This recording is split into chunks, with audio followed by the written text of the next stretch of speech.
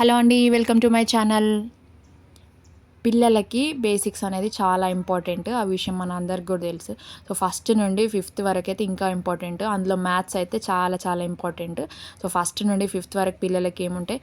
Addition, subtraction, multiplication, division. So first నుంచి third class అయిపోయేలోపు ఈ 4 operations మీద వాడికి కొంత అవగాహన అనేది వస్తుంది. సో పేరెంట్స్, మనం ఫస్ట్ టు ఫిఫ్త్ అని మెన్షన్ చేసిన కాబట్టి చదువుకున్న పేరెంట్సే ఉంటాం మనం అందరం కూడా.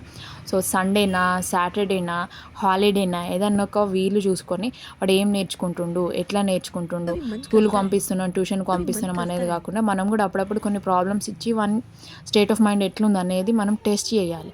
సో అన్ని ఆపరేషన్స్, ఈ మల్టిప్లికేషన్, డివిజన్, అడిషన్, సబ్ట్రాక్షన్ అన్నీ కలిపిన ఆపరేషన్స్ ఉన్నటువంటి ఒక ప్రాబ్లం ఇస్తే వాడు ఎట్లా చేస్తాడు అనేది చూడాలి. సో వాడు ఆటోమేటిక్గా ఏం చేస్తాడు, లెఫ్ట్ నుంచి రైట్కి ఆపరేషన్ పర్ఫామ్ చేస్తాడు వాడికి తెలిసిన దాని ప్రకారం. సో అట్లా కాదు నాన్న, దీనికి ఒక రూల్ ఉంటుంది, దీన్ని ఇలాగ చేయాలి అని మనం చెప్పాలి. సో ఇట్లా బాడ్మాస్ అని ఉంటుంది. దాంట్లో బి అంటే బ్రాకెట్, ఓ అంటే of, D for division, M for multiplication, A for addition, S for subtraction. ఇట్లా 1 by 1 ఆపరేషన్ అనేది ఈ ఆర్డర్లో పర్ఫామ్ చేసుకోవాలి అని మనం చెప్పాలి. సో వాడికి ఎట్లా వాడి బుక్కులు ఉన్నది కాకుండా కొంచెం డిఫరెంట్ ప్రాబ్లం ఇస్తే మనకి క్యూరియాసిటీ అనేది ఉంటుంది నేర్చుకోవాలని. సో నేను ఈ ప్రాబ్లం మొన్న షార్ట్లో పెట్టిన, దీని ఆన్సర్ అయితే 75. సో ఇప్పుడు మనం తీసుకున్న బాడ్మాస్ రూల్ ప్రకారం అయితే, సో ఫస్ట్ బ్రాకెట్ లోపల ఉన్నదాన్ని సింప్లిఫై చేసేస్తే మనకి ఎంత 5 వస్తుంది.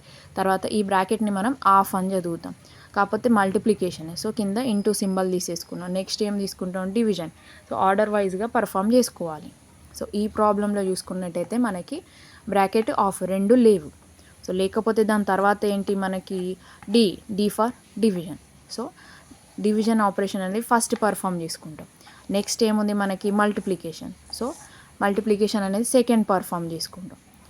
సో 10 ప్లస్ 10 into 5 ఎంత? 50. సో దీని తర్వాత ఆపరేషన్ మనకి అడిషన్ ఉంది. సో థర్డ్ అడిషన్ సబ్ట్రాక్ట్ చేస్తాం. సో దీని ఆన్సర్ వచ్చేసి మనకి ఎంత? 60 వచ్చింది. సో ఇట్లా కొన్ని ప్రాబ్లమ్స్ ఇచ్చి ఇవన్నీ టెస్ట్ చేయాలి.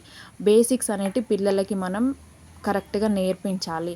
సో మనకి ఏ కాంపిటేటివ్ ఎగ్జామ్స్కైనా కూడా బేసిక్స్ అనేది ఇంపార్టెంటు.